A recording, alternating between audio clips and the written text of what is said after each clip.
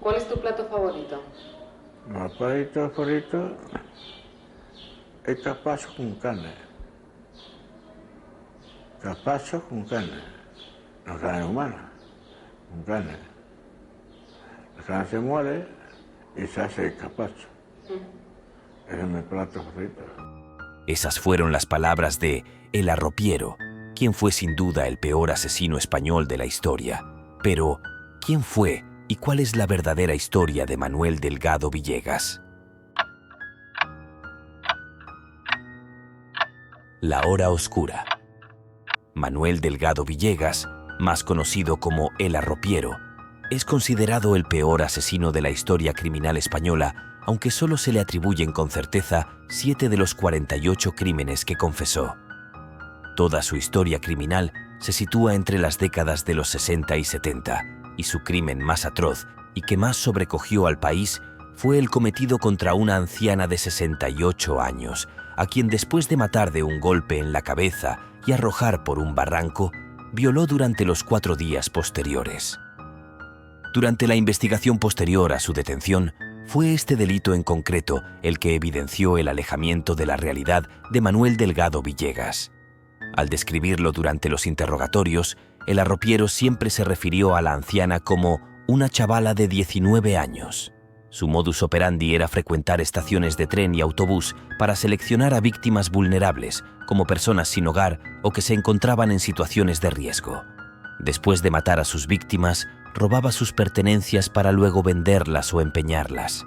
Incluso, en ocasiones no conocía a las víctimas y lo hacía por puro placer. Sus crímenes mantenían algunos patrones como la forma de matar, las víctimas y la necrofilia. Respecto a la forma de matar, durante la estancia de Manuel en la Legión, este aprendió un golpe de karate llamado tragantón, con el que se cobraría la vida de muchas de sus víctimas. Se trataba de un fuerte golpe en la garganta que acabó siendo uno de sus patrones de asesinato. Respecto a las víctimas, la mayoría fueron mujeres que, según Villegas, le solicitaban favores sexuales, pero también asesinaba por robo u ofensas hacia él. Las mataba estrangulando, utilizando el tragantón o con golpes en la cabeza. Por lo que respecta a sus 7 crímenes, el primero de sus asesinatos comprobados lo cometió en Cataluña el 21 de enero de 1964 en la playa de Lloraig. Se acercó a Adolfo Folch Muntaner, que dormía apoyado en un muro, y le destrozó el cráneo con una piedra.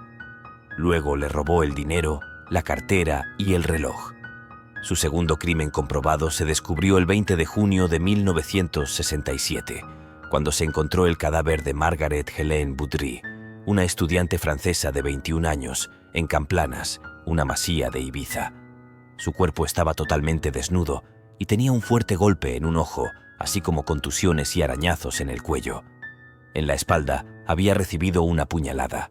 El arropiero dijo a los policías que se había ganado su confianza, que le robó una cadena con una medalla que llevaba al cuello y que abusó de ella una vez muerta. El tercer asesinato admitido y probado fue el de Venancio Hernández Carrasco, al que hallaron muerto en las aguas del Tajuña el 20 de julio de 1968. Había salido al trabajo en un viñedo de su propiedad, a orillas del río, cuando se encontró con el arropiero, que le pidió algo de comer. Venancio le respondió que si quería comer, trabajara, que era joven. Esto ofendió al arropiero, que atacó a su víctima con el golpe legionario y lo arrojó al río.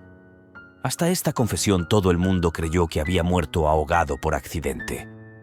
El cuarto asesinato fue descubierto en Barcelona. El arropiero le había conocido en un bar y se habían hecho amigos. Pero unas limpiadoras hallaron a Ramón Estrada Saldrich, inconsciente pero aún con vida, todo y que más tarde murió en el hospital clínico. La víctima se trataba de un barcelonés que contrataba regularmente sus servicios por el precio de 300 pesetas la sesión. Se encontraban en una tienda de muebles propiedad de la víctima, cuando Manuel le solicitó 1000 pesetas argumentando que tenía una necesidad urgente. El cliente prometió dárselas al final, pero concluido el acto, le pagó solo las 300. Una vez muerto le robó las sortijas, el reloj y la cartera. Manuel confesó textualmente: «Por eso le pegué en el cuello con el canto de la mano y cayó al suelo. Cuando le estaba quitando la cartera, se despertó y empezó a insultarme él a mí, por lo que agarré un sillón, le arranqué una pata y le di con ella en la cabeza. Después lo rematé estrangulándolo. Le partí el cuello. La quinta víctima comprobada fue una mujer de 68 años, Anastasia Borrella Moreno. El 23 de noviembre de 1969 salió camino de su casa y nunca regresó a ella. 4 días más tarde, unos niños que jugaban en el túnel de la Riera Sirena, a unos 300 metros del domicilio de Anastasia, encontraron el cadáver. Estaba cubierto con un plástico, boca arriba, con las ropas subidas. La habían matado a golpes con un ladrillo. El arropiero explicó que aquel día tenía ganas de una mujer. Al encontrarse con la anciana, le preguntó si quería tener sexo con él. Anastasia reaccionó indignada y le amenazó con avisar a la policía. Por eso la mató y la tiró. Como se veía desde arriba, bajó para esconderla en el túnel. Se sintió excitado y abusó de su víctima. Este acto de necrofilia lo repitió todas las noches siguientes, hasta que el cuerpo fue encontrado. La desaparición de su última víctima, Antonia Rodríguez Relinque, discapacitada intelectual, que había sido vista varias veces en compañía de Manuel Delgado Villegas, con quien mantenía una relación sentimental, puso a la policía sobre la pista del mayor asesino de la historia de España.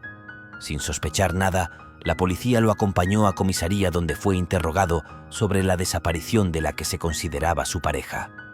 Declaró que la había estrangulado con sus propios leotardos mientras practicaban el acto sexual y que había matado a 48 personas más. La detención de El Arropiero permitió esclarecer algunos crímenes que habían quedado sin resolver hasta la fecha, incluyendo otros que habían pasado por accidentes. Manuel Delgado Villegas no tuvo abogado defensor hasta 6 años y medio tras su detención, teniendo el récord de arresto preventivo sin protección legal. Nunca fue juzgado, ya que se le diagnosticó una enfermedad mental y la Audiencia Nacional ordenó en 1978 su internamiento en un centro especializado. Cuando viajaba con unos agentes para comprobar sus crímenes, escuchó en la radio que un mexicano había matado más gente que él. El arropiero contestó textualmente: «Denme 24 horas y les aseguro que un miserable mexicano no va a ser mejor asesino que un español». Las pruebas médicas que se le practicaron permitieron descubrir que era poseedor de la trisomía sexual XU, que, en aquellos tiempos, se decía que se caracterizaba por tener un retraso mental que, en algunos casos, induce a ser más agresivo. Y otra serie de circunstancias nos hizo comprender que era una persona que sabía matar, que había matado ya y que muy probablemente seguiría matando. Finalmente, el arropiero fue liberado en 1998, falleciendo poco después a causa de una enfermedad pulmonar causada por un exceso de consumo de tabaco. Manuel Delgado Villegas nació en Sevilla el 25 de enero de 1943. Su madre, que contaba entonces con 24 años, murió al dar a luz. El hambre y la miseria de la posguerra inundaban España. Su padre, un honrado trabajador, se ganaba la vida fabricando y vendiendo golosinas caseras hechas con arrope, un líquido dulzón, negruzco y espeso que se hace con higos. De ahí el alias del arropiero, que luego heredaría su tristemente famoso hijo. Al fallecer su esposa dejó la criatura al cuidado de la abuela y marchó a vivir al puerto de Santa María, donde posteriormente se volvería a casar, por lo que él y su única hermana, Joaquina, fueron criados por su abuela y convivió con varios parientes diferentes que le propinaban frecuentemente palizas. Manuel, un poco tartamudo y a quien muchos tenían por retrasado mental, fue víctima de malos tratos. Fue al colegio pero nunca aprendió a leer ni a escribir. Era bisexual, mostraba un carácter bastante violento y la promiscuidad empezó a ser su norma de vida.